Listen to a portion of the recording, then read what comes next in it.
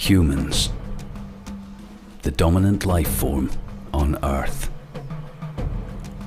A 7 billion strong, planet-wide race of space-traveling bipedal apes, capable of great technological marvels and constant innovation.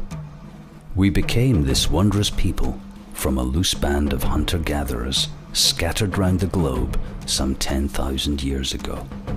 Before that time, humans are painted to be nomadic hunter-gatherers, cavemen, an illiterate people lacking the ability to navigate the seas or cultivate crops, isolated communities of tribes, living a simple existence. Lacking the wheel or knowledge of the stars, they built no lasting monuments or structures of any kind anywhere. We are told that the current epoch of civilization and technology represents humanity's one and only rise to advanced civilization and global influence. But this is not the case. This is the story of human history on Earth and how it is being rewritten by astounding new discoveries. It's a story that changes our knowledge and understanding of human survival, migration, and evolution on this planet. It's a story that some have guessed at in the past and many have speculated about. But now, thanks to very recent discoveries in the field of archaeology and genetics, more of our past has been revealed than ever before. This, then, is the new history of humanity.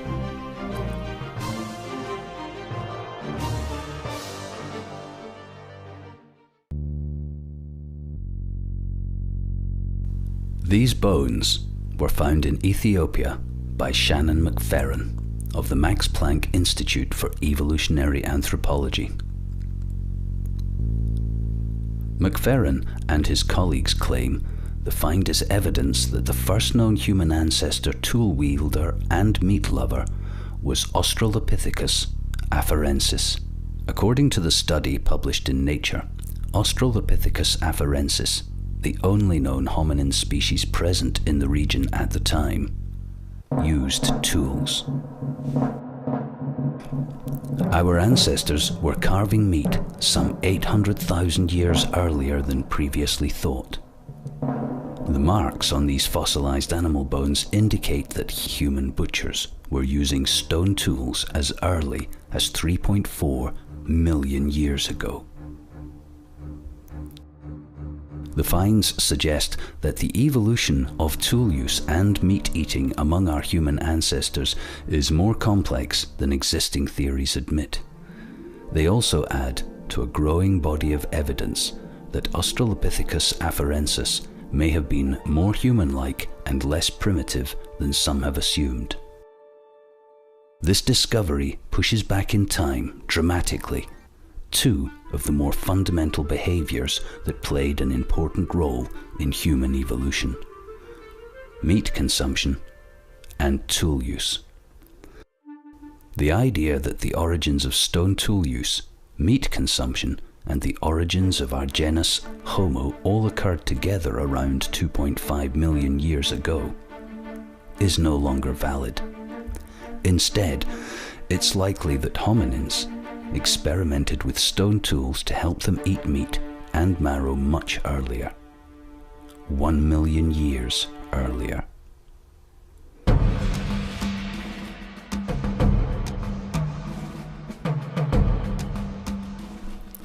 The most ancient evidence of tool-making by early humans and their relatives is thought to be 2.6 million years ago.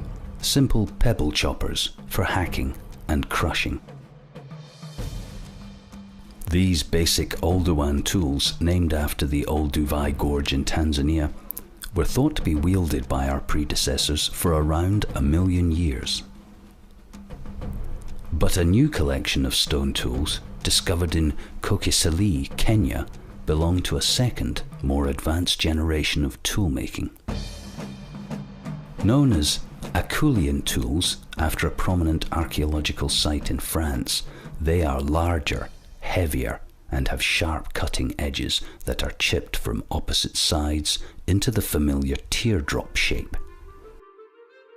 Randall Sussman, University of Chicago, posits that modern anatomy of the human thumb is an evolutionary response to the requirements associated with making and handling tools. He used the anatomy of opposable thumbs as the basis for his argument and compared bones and muscles of humans and chimpanzee thumbs, finding that humans have 3 muscles which are lacking in chimpanzees.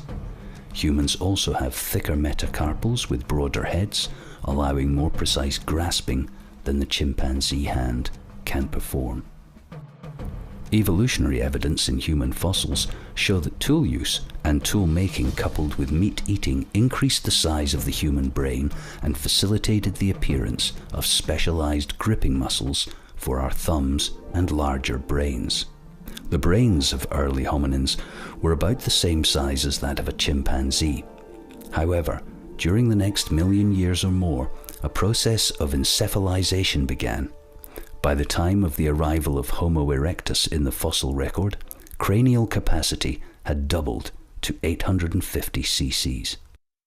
The Acheulean tools represent a great technological leap, says Dennis Kent, a geologist from Rutgers University in New Jersey. The discovery of their earlier manufacture suggests early humans were wielding sophisticated stone tools at least 300,000 years earlier than thought, 1.9 million years ago.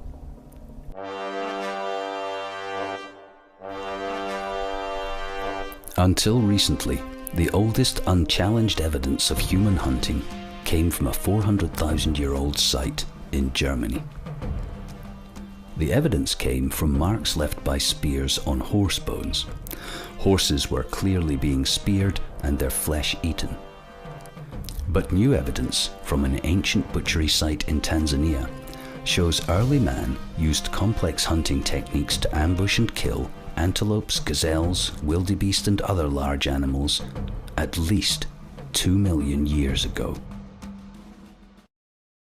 The discovery by anthropologist Professor Henry Bunn of Wisconsin University pushes back the definitive date for the beginning of systematic human hunting by hundreds of thousands of years. 2 million years ago, our human ancestors were small-brained ape men.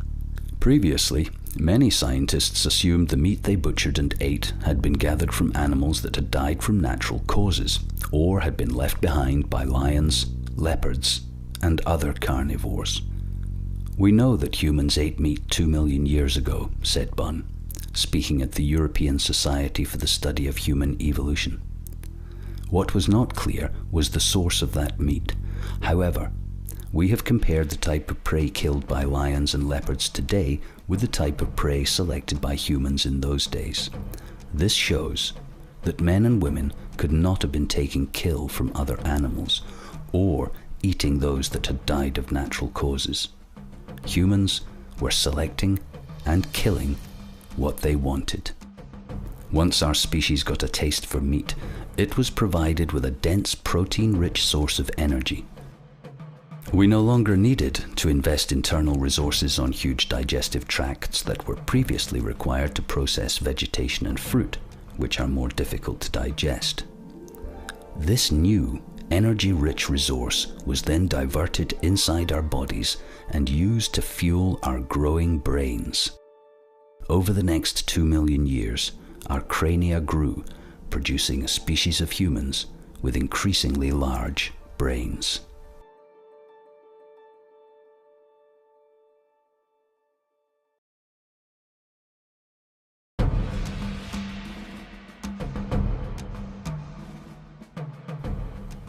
The ability to use fire is regarded as a key step in human development because it gave us access to cooked foods and new technologies.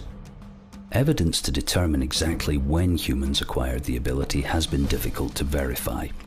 Claims that the skill existed very early in human development have been challenged by skeptics arguing that fire remains from open sites could have been the result of natural blazes ignited by lightning.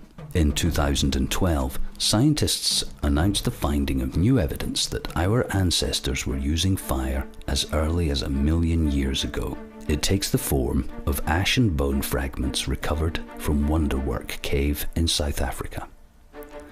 Scientists based at the United States, Israel, Germany and South African institutions say sediments in this cave shows frequent, controlled fires were lit on the site. Their research describes burnt remains of grasses, brushes, leaves and even bones, some 30 meters back from the entrance. The depth of this sediment suggests fires were lit on the same spot over and over again, making it far less likely that what they are viewing is material from wildfires simply blown into the cave by wind. If correct, the Wonderwork discovery would push the earliest indisputable controlled use of fire back by 300,000 years. Even earlier evidence from East African sites, such as Cheswania near Lake Baringo, shows possible evidence that fire was utilized by early humans. Here, archaeologists found red clay shards dated to be 1.4 million years old. Reheating on these shards show the clay must have been heated to 400 degrees C to harden. This evidence of sustained heating makes it likely humans were using fire at least 1.5 million years ago. It has long been accepted that the addition of meat in our ancestors' diet caused their brain size to increase and intelligence to grow. The more concentrated form of energy not only meant bigger brains for our ancestors, but also reduced foraging time needed to maintain energy levels. As a consequence, more time was available for social structure to develop. Harvard professor Richard Wrangham claims it's not just a change in our diet, but the way in which we prepared meat that caused the radical evolution of our species. Cooking, he says, is arguably the biggest increase in the quality of the diet in the whole history of human life. Our ancestors most probably dropped food in the fire accidentally. They would have found it delicious and set off in a whole new direction. The eating of meat ties in with an evolutionary shift resulting in more human-looking ancestors with sharper teeth and a 30% bigger brain called Homo habilis. The most momentous shift, however, happened 1.8 million years ago when Homo erectus, our first truly human ancestor, arrived on the scene. Homo erectus had an even bigger brain. Smaller jaws and teeth, shorter arms and longer legs appeared. Gone was the large vegetable processing gut, meaning that erectus could not only walk upright, but could also run. He was cleverer and faster, and according to Professor Wrangham, he had learned how to cook. Cooking made our guts smaller. Guts are costly in terms of energy, and individuals born with small guts were able to save energy, have more babies, and survive better. Once we cooked our food, we didn't need big guts.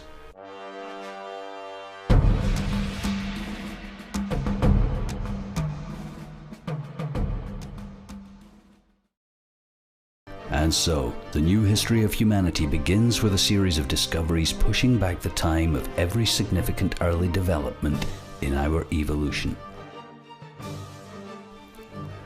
Our use of tools is now known to have occurred 1 million years earlier.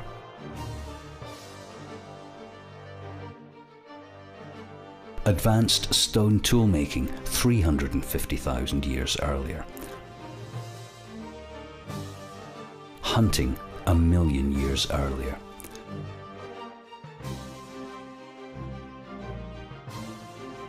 Fire use and cooking 300,000 years earlier. Accelerated brain growth. Skeletal morphology, gripping hands.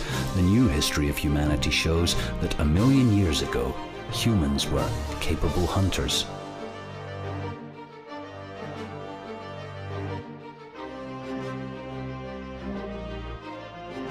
with a diet high in meat protein.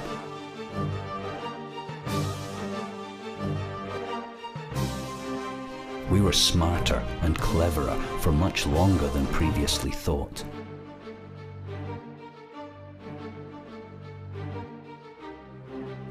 Agile, intelligent, socially cooperative, probably with extended families containing grandparents who helped rear children and preserve a skill base, allowing us to have more offspring and pass on vital survival knowledge.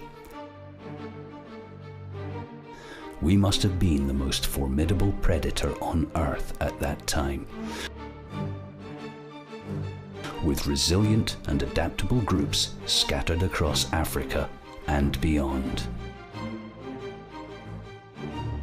And then,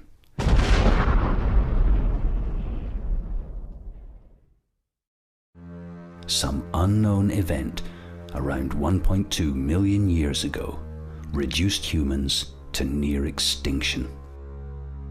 According to genetic studies, genetic diversity on Earth was reduced to as few as 18,500 breeding humans, almost overnight. Humans had become an endangered species.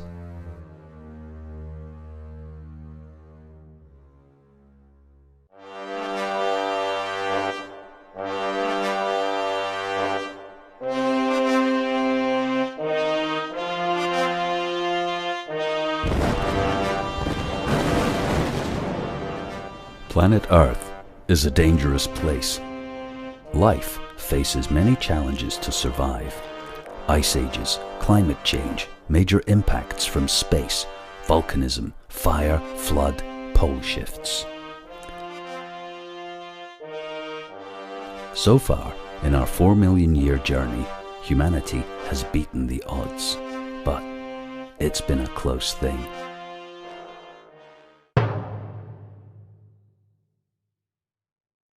One million years ago, the gene pool of humanity was reduced to around 20,000 individuals.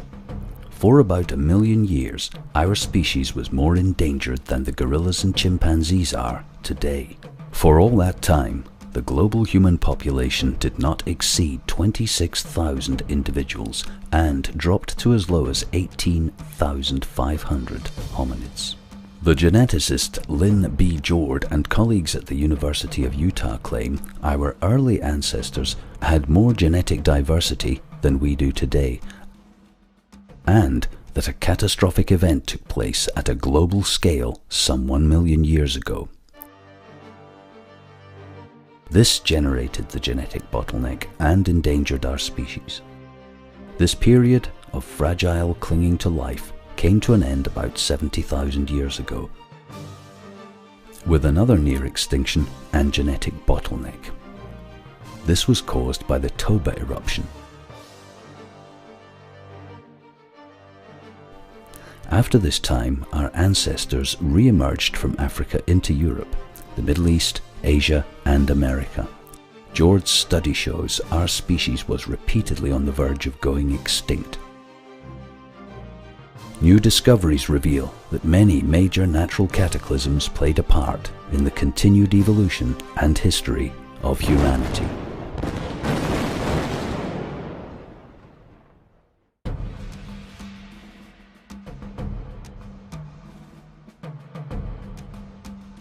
The cause of glaciation is related to several simultaneously occurring factors, such as astronomical cycles, atmospheric composition, plate tectonics, and ocean currents.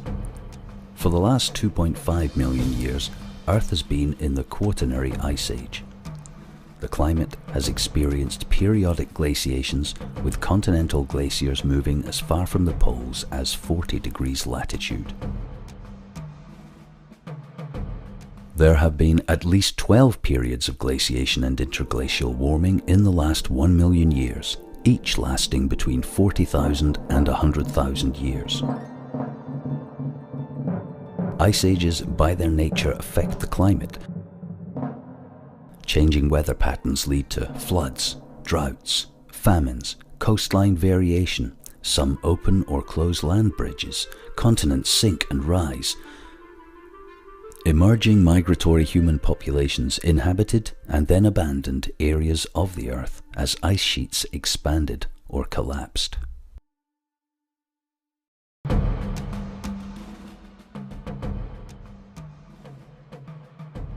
Between 1.2 million and 800,000 years ago, the Earth's poles flipped 4 times, with an average period of 125,000 years.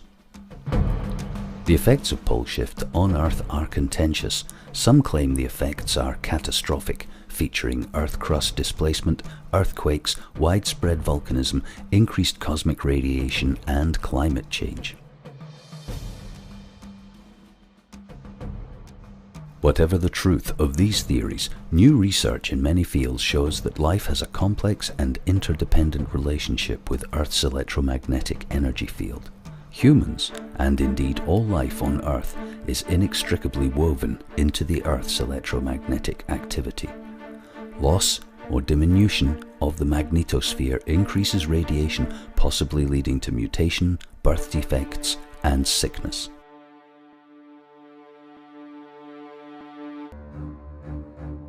Pole reversal would alter migratory routes of birds, fish, and even mammals. Regardless of the scale of impact on humans, its effect would be tangible and long-lasting, with each pole shift taking between 1 to 10,000 years to complete and being accompanied by major excursions of the poles before and after.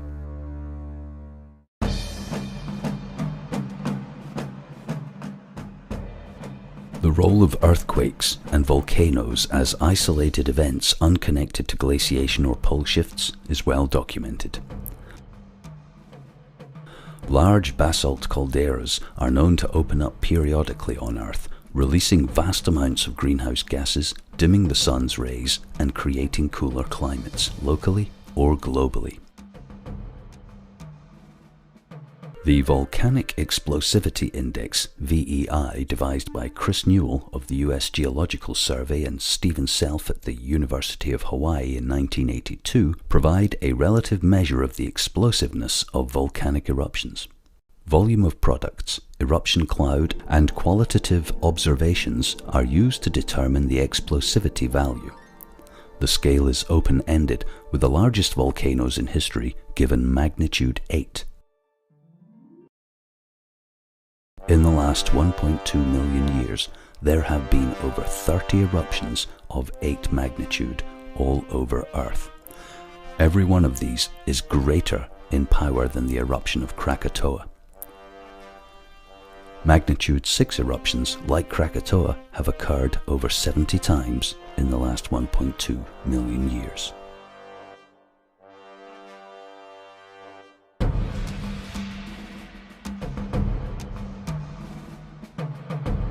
This is Lake Bosumtwi, about 30 kilometers southeast of Kumasi in Ghana.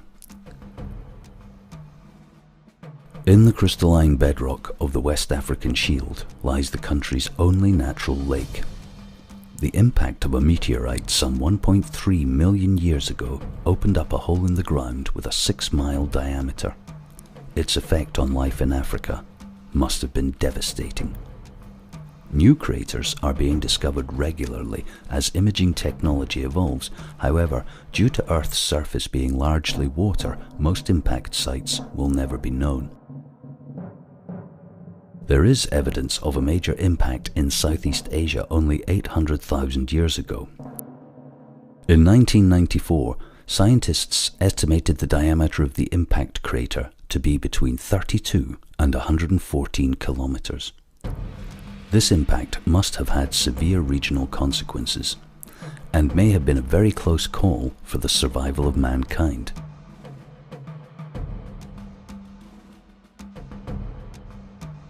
Over the past million years, at least 5 impacts sufficient to cause moderate to severe global climate disruption are predicted to have taken place. A study in 2001 suggests that such impacts occurring at crucial locations and times punctuated human evolution or influenced hominid speciation. For 1,000,000 years, Homo erectus and other hominid species endured multiple cataclysms, glaciations, pole shifts, comets or meteor impacts. These events, far from being unusual or sporadic, are regular and inevitable. These circumstances represent a forcing effect on the evolution of all life and certainly played a part in human development, including our acquisition of language.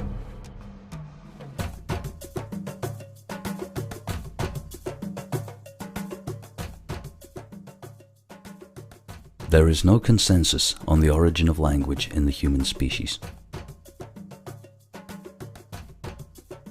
We assume early humans communicated in order to hunt, pass on skills, and structure activities. The term proto-language, as defined by linguist Derek Bickerton, is a primitive form of communication lacking a fully developed syntax, tense, aspect, auxiliary verbs, etc. This is a stage in evolution of language somewhere between the language of great apes and modern human language. Bickerton places the first emergence of such proto-language with the earliest appearance of Homo and associates its appearance with the pressure of behavioral adaptation to the niche construction of scavenging faced by Homo habilis. Anatomically modern humans first appear in the fossil record 195,000 years ago in Ethiopia. The development of fully modern behavior in Homo sapiens is dated to some 70,000 to 50,000 years ago. If modern language relies upon features present only in modern humans, such as cavities and brain development, then it arrived between 70,000 and 200,000 years ago.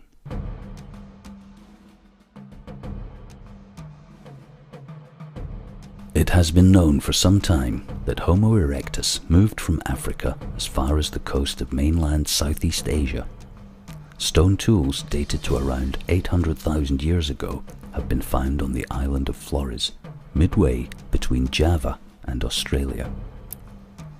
This suggests that this ancient human might have been able to cross short water gaps.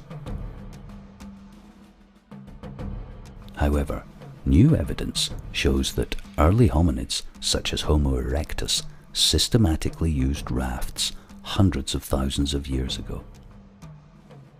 Experts suggest that stone hand axes found in the Mediterranean basin and on the island of Crete might have been used by these people to construct rafts and other types of vessel to visit southern Europe and all other islands in between. The main starting point of these incursions was North Africa. Archaeologist Thomas Strasser, Providence College in Rhode Island, says several hundred double-edged cutting tools were unearthed there.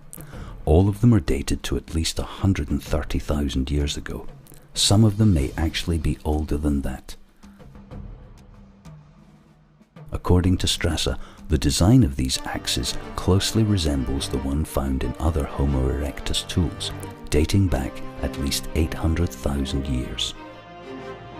We're just going to have to accept that as soon as hominids left Africa, they were long-distance seafarers and rapidly spread all over the place, says Strasser. Previously, the oldest known settlements in Crete were believed to be just 9,000 years ago.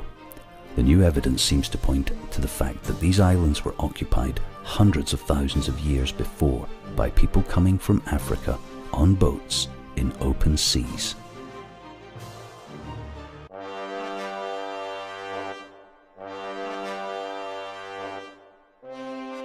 These artifacts were found in the Savannah River in Allendale County, USA, by University of South Carolina archaeologist Dr. Albert Goodyear. Goodyear made radiocarbon tests of plant remains where the human artifacts were unearthed. They indicate that the sediments containing these artifacts are at least 50,000 years old.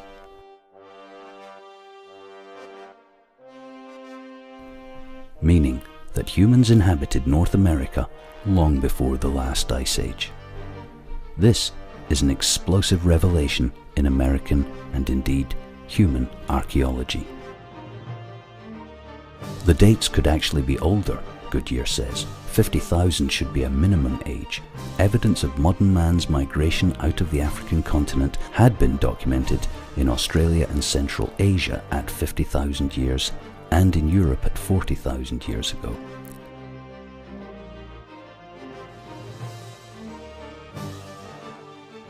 Topper is the oldest radiocarbon dated site in North America, says Goodyear. However, other early sites in Brazil and Chile, as well as a site in Oklahoma, also show that humans were in the Western Hemisphere perhaps 60,000 years ago. This discovery alone rewrites a significant chapter in human history. Coupled with evidence of boat building and open sea navigation from Crete, it paints a picture of humans who were no strangers to the seas, a people who could fashion seaworthy craft, a people who spread out rapidly all over Earth. It's almost certain these people were exactly like you and I.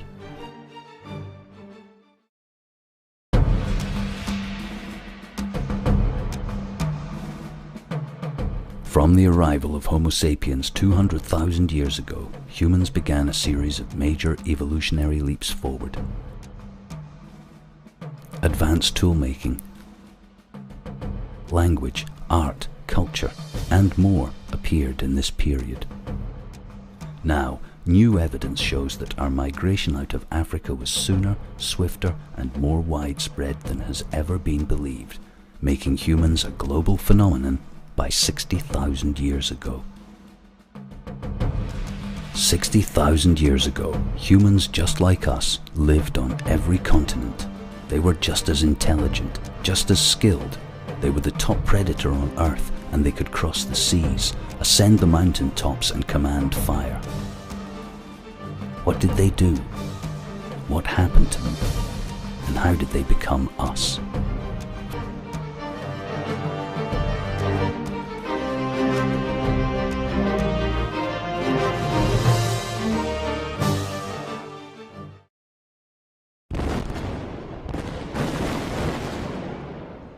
"13,000 years ago, something happened on Earth." Opinions vary as to what it was, and evidence is inconclusive. Some say it was a meteorite or a comet impacting the northern hemisphere.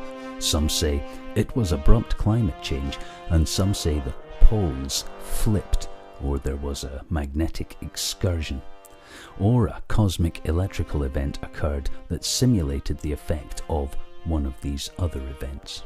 In place of knowing the nature of the event, we at least know what happened next.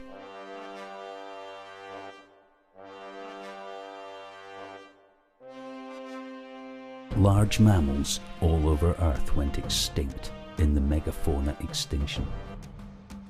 The polar ice caps melted and sea levels rose 200 or 300 feet. The climate warmed, forests became deserts, tundra became forest. Vast areas of coastal land were inundated with floods, and human populations were decimated, suffering another in a long series of genetic bottlenecks, whereby the breeding population is reduced. Until now, official history placed all the important developments of humanity after this event. The birth of civilization, it was claimed, came after the flood. Agriculture, metallurgy, pottery, city-states. From what human development and history, we can be sure that civilization was well underway before the flood. Humans have not been advancing in our 10,000 years of civilization. They have been recovering. We are the post-diluvial survivors of a human population explosion that covered the globe. The evidence in this program is not speculation.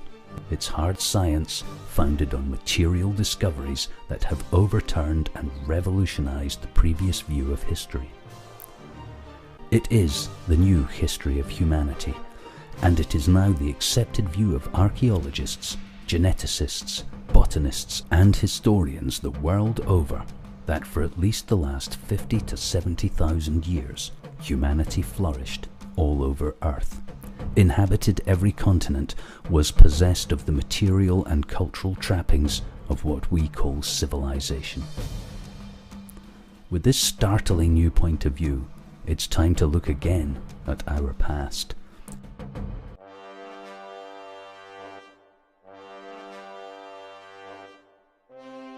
The world's oldest example of abstract art dates back more than 70,000 years. It was found in a cave in South Africa. Scientists say the discovery shows that modern ways of thinking developed far earlier than we think. Dr. Christopher Henshelwood from the State University of New York at Stony Brook says, "They may have been constructed with symbolic intent, the meaning of which is now unknown. The engraving itself on this artifact is quite a complex geometric pattern. There is a system to the pattern. We don't know what it means, but there are symbols that I think could have been interpreted by those people as having meaning that would have been understood by others." The engraved ochre pieces are at least 70,000 years old. The find pushes back by some 35,000 years the earliest time when biologically modern humans were known to have developed art. There is no doubt that the people in southern Africa were behaviorally modern 70,000 years ago.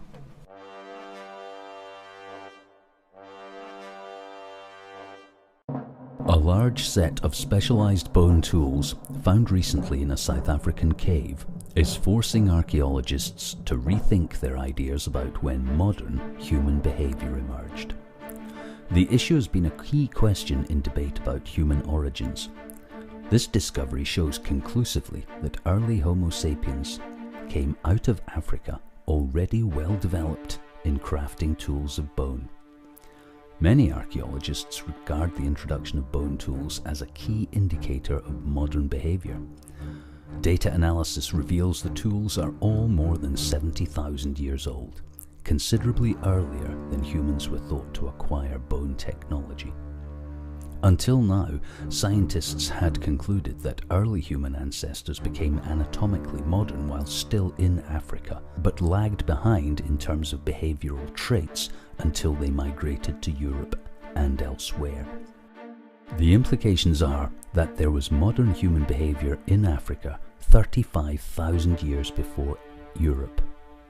What has been suggested up until now is that modern human behavior was a late occurrence, that though people were anatomically modern in Africa from 150,000 to 100,000 years ago, they remained behaviorally non-modern until 40 or 50,000 years ago, when they suddenly changed and moved into Europe and elsewhere. This is not the case, and radically overturns previous assumptions about human behavior and development.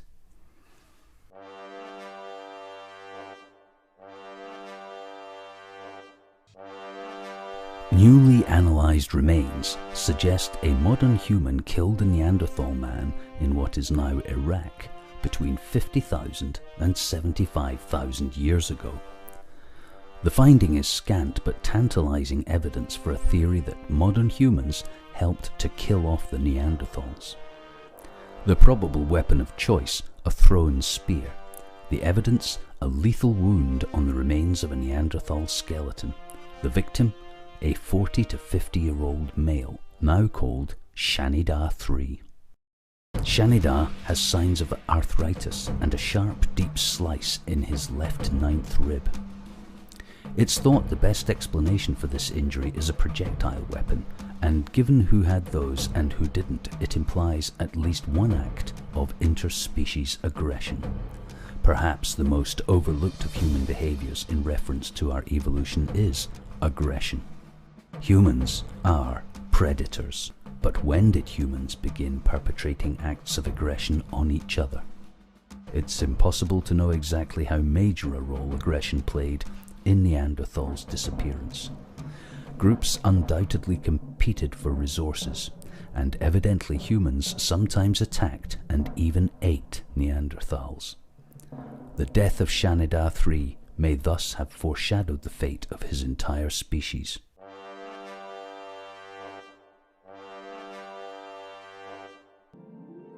The oldest known samples of pottery have been unearthed in southern China.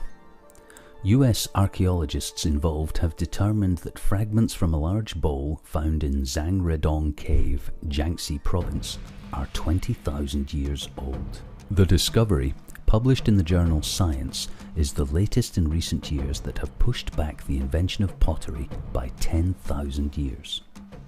Until recently, the majority view was that pottery bowls and drink receptacles were invented after the emergence of agriculture, when people began to stay in one place for long periods.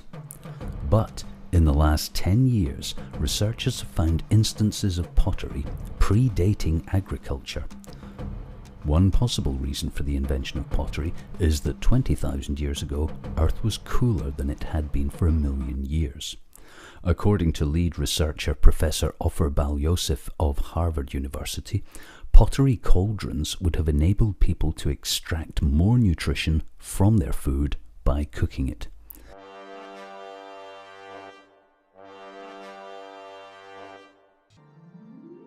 Until recently, researchers say the story of the origin of agriculture was one of a relatively sudden appearance of plant cultivation in the Near East around 10,000 years ago, spreading quickly into Europe and dovetailing conveniently with ideas about how quickly language and population genes spread from the Near East to Europe.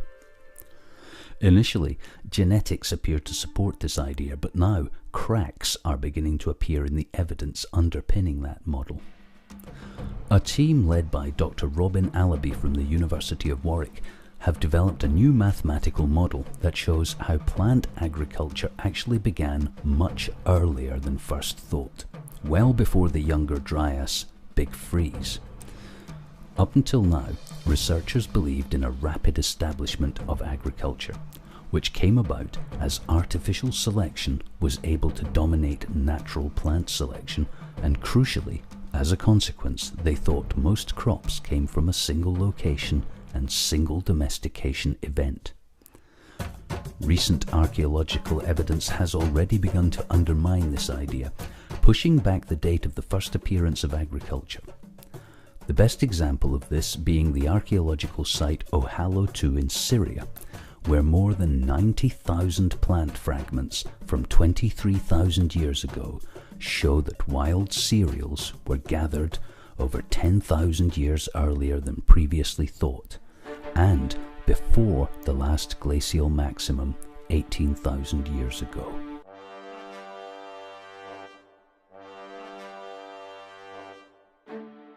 The last glacial cold period on Earth began 68,000 years ago, shortly after the Toba eruption event. At that time, the human population suffered a bottleneck, reducing breeding individuals to some 10,000. From this moment in time, humans recovered from the Toba event and spread out of Africa to all the continents of Earth.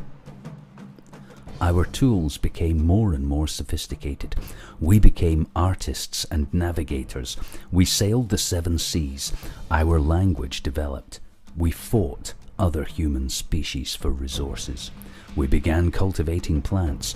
We created settled areas and traded with other regions. Humans did all of this many years earlier than previously thought, and more. The evidence for our earlier and faster development and exodus from Africa is not circumstantial or theoretical. It is based upon science, well-documented archaeology, and genetics. Humans underwent a great leap forward that only now are we beginning to acknowledge or understand. There are gaps in our knowledge, and it might be tempting to fill them with speculation about great civilizations and lost technologies, but the facts themselves are astounding. The facts speak of humans who studied the stars to navigate the seas, utilized maths in problem solving, understood botany. Humans who could craft any material available to them into precision tools and weapons. Marvelous works of art or ocean-going vessels. Humans who made music, painted pictures, mourned their dead, valued life, and celebrated fertility. You would recognize them and they would recognize you because we are identical.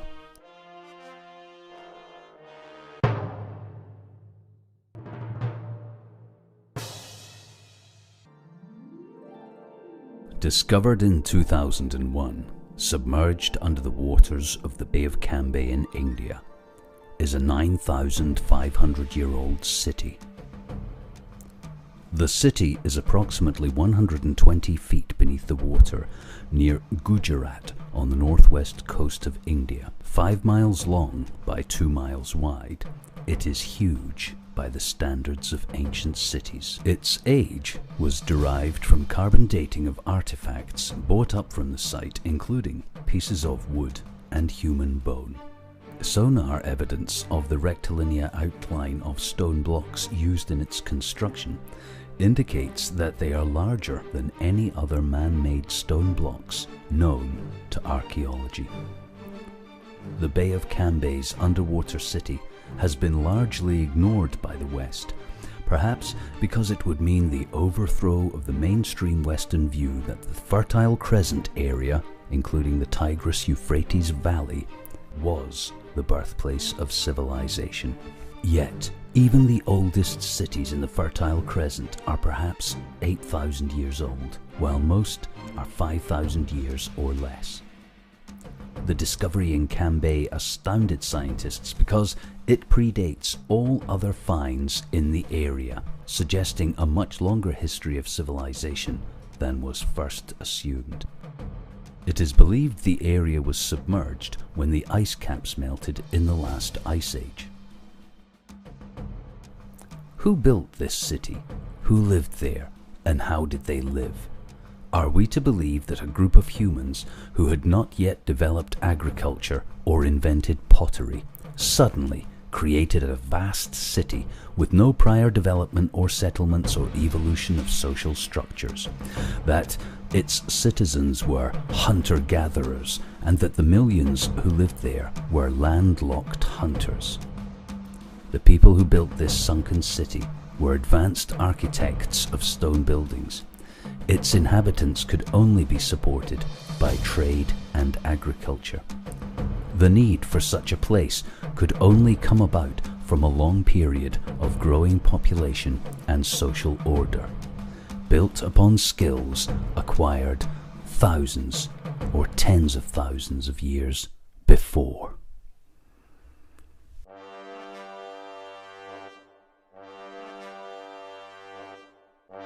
The Great Pyramid of Giza. The Great Pyramid has long fascinated archaeologists and historians. The orthodox story of its purpose, construction, and age are almost certainly incorrect. For 4,000 years it was the tallest building on Earth. It's claimed that as if by magic, humanity one day built the greatest stone monument on the planet out of the blue, with no provenance, no development, no antecedent civilization or culture. It is, we are asked to believe, it grew out of the sand, perfectly aligned with the cosmos, a mathematical fraction of the Earth's volume, precisely constructed from some of the hardest rocks on Earth, containing internal chambers and passageways impractical for burial, useless for ceremony, containing no artifacts, inscriptions, or evidence of its use as a tomb whatsoever at all. Every pyramid built after the Great Pyramid is a pale imitation. In fact, pyramid construction as documented in the known Egyptian civilization is, by comparison, a shoddy knockoff, used by pharaohs as a status symbol. Only the Great Pyramid stands out as being of ancient, and even to this day, unknown origin. There are more ancient sites like the Great Pyramid all over the Earth. In Japan, Scotland, England, South America, the Middle East and Turkey. But the Great Pyramid and the Cambay Bay site should be enough to convince the most ardent rationalist of the proof of ancient civilization. That humanity bore the fruit of civilization before us is no longer mythology. That we have risen up and been swept away repeatedly is not conjecture. Our history has been revolutionized by new discoveries. Our view of the past becomes clearer the longer and deeper we dig. Yet one truth, and one sobering fact looms above all else in the new history of humanity.